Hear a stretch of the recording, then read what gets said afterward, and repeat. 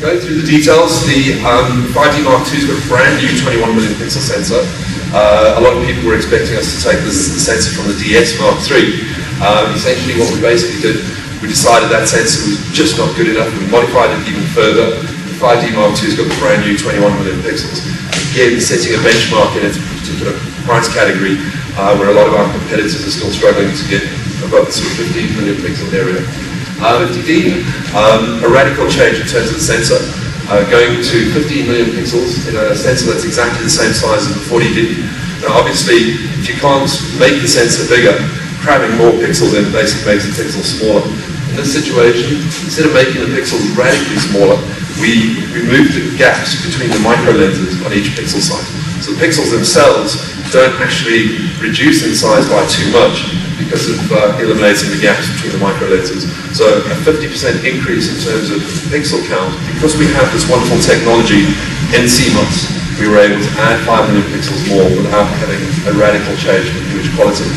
Not only are we the market leader in terms of digital SLR, and all of our products have had CMOS sensors for the last 7-8 years, we have this distinct advantage. We're not only making our own CMOS sensors, we're one of the only manufacturers that makes the machines that make CMOS sensors. So we convert from silicon wafers into a CMOS sensor using a Canon stepper machine. And controlling the process from the ground all the way through to the end camera is a distinct advantage over a lot of our competitors who may have to go to third-party companies to either sensors or processors, etc. And getting to the processor, the Digic 4 is kind of epic in terms of performance. Around about 1.3 times faster than the old Digic 3, handling data up to about 100 megabytes per second, and providing an intense amount of power for a whole range of features, including noise suppression, including support for the UDMA cards, etc. And this is the next step. We have developed a partnership with a lot of the card manufacturers, most notably the likes of SanDisk, etc.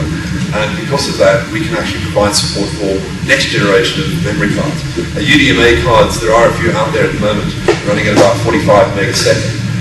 The next generation that the 5D Mark II and the 50D can handle are UDMA cards that run up to about 133 megasecond. And we all know, in terms of frames per second, for example, the 5D Mark II at 21 million pixels is just over 3.5 frames a second. Now, normally you'll get what we call a burst. You can take a certain amount of JPEG before the camera actually stops, and it has to write the information out of the buffer. Now, the 5D Mark II is around about sort of 60, 70 odd frames in that burst. If you go to the new UDMA cards, which let's face it, are not yet available at 133 megabytes per second, the camera will actually not stop.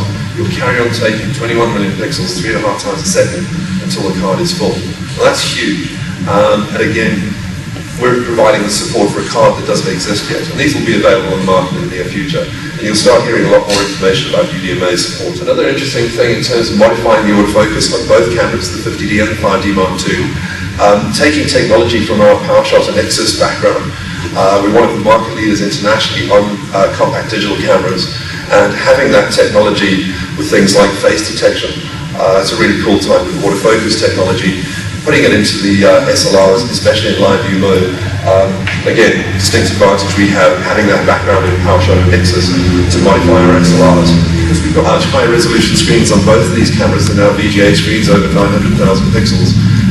We're able to do much more dynamic displays, much better quality displays, and overall we've improved the usability of the cameras, making it a lot easier for the end users to pick them up and start using them kind of quickly. Improving the seals between the internal components, the actual chassis itself, where it bonds together, where they seal together, far better, far closer fitting than ever before. And what it means, a lot less waterproofing, a lot less weatherproofing is required to make these a little bit more environmentally sealed against rain, etc.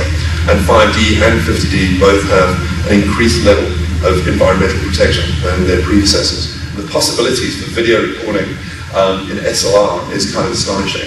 And again, it's a strength for ourselves and for Nikon having this capability in that the photojournalist taking photographs in the war zone not only has photographs to put on the newspaper around the world the next day, he also has a video clip that could go on the news. It's opening up a whole bunch of new avenues for pro photographers. The brilliant thing is, while recording full high definition video, you just hit the button to take a photo at full 21 million pixels. So there's no sacrifice in terms of image quality when taking the photographs. But it's a really cool thing, and the possibilities start becoming very, very, very interesting for pro photographers now having this added advantage. I'm going to talk about two new lenses. The new 18-200 IS, this was launched at the same time as the 50D, a difficult product to make, extremely good in terms of quality, but also extremely well priced. And subsequently, having such a wide angle and such a long telephoto in one piece of glass means there's a lot of aberrations that come into play.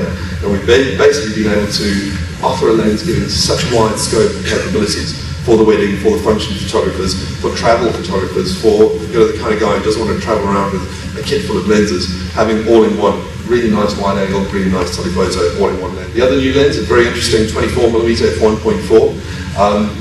Almost all of our professional lenses are going through an evolution to what we call a Mark II. This is a Mark II version of a lens we've had on the market for about 6-7 years. And essentially what we're doing is we're evolving them for the continued evolution of the processors and the sensors. Now, 21 million pixels and 15 million pixels bring a whole bunch of new demands in terms of quality. And on this particular lens, we're basically eliminating flare and ghosting in the areas that you would normally see. Top right-hand corner, if you've got a light source, you normally get a big bloom of white and then rainbow reflections in the bottom left-hand corner. With the new lenses, with this new coating, we've practically eliminated that kind of flare from peripheral light source. The applications for this 24-1.4 lens, architectural landscape type photography under low light conditions, late afternoon, early evening, etc. It's an astonishing lens, most certainly not a cheap lens by any stretch of the imagination. I'm going to talk about video quickly. We launched 3 new products recently, a new flash memory camcorder and 2 hard drive camcorders. HF11 is the most interesting of them. It's quite simply the greatest video camera I've ever touched in my entire life. The image quality is absolutely sublime through a combination of factors. The lens manufacturer obviously coming from our heritage of photographic lenses, the CMOS sensors coming from our heritage of digital SLR, the digic processor obviously also coming from our heritage of SLR, and then the codec. Up until now, the highest compression that was available was around about 17 megasecond. Now, if you know raw data in terms of high definition video, it's around about 24 megabytes a second. In this particular situation, we've been able to take that AVC HD codec and wind it up to 24 megasecond. And it is the world's first camera on the market with the codec going to 24 meg. What it essentially means is a compressed file with no sacrifice in image quality. Now think about having a JPEG with no loss whatsoever. It's kind of insane. In this situation, we've been able to do it. When you look at these 4 factors combined, the best quality in terms of the lens, best quality in terms of the sensor, the most powerful processor that's known to video in the market at the moment, and the best use of the best compression codec out there, the overall quality on this camera being so compact, so lightweight, with so few moving parts, delivering broadcastable results is absolutely astonishing. Canon towards flash camcorders is growing astonishingly. In Europe alone, last year, flash camcorders were around about 5% of total market share. By the end of September this year, it was close to about 40-45%. And the 2 big formats that are basically moving the most units are hard drive and flash. It's most certainly an indication of what's to come. The disposable media, like tapes, like DVD, are to all intents and purposes becoming a thing of the past. People like the flash because it's solid state, it's quick, it's easy, it's lightweight, very few moving parts.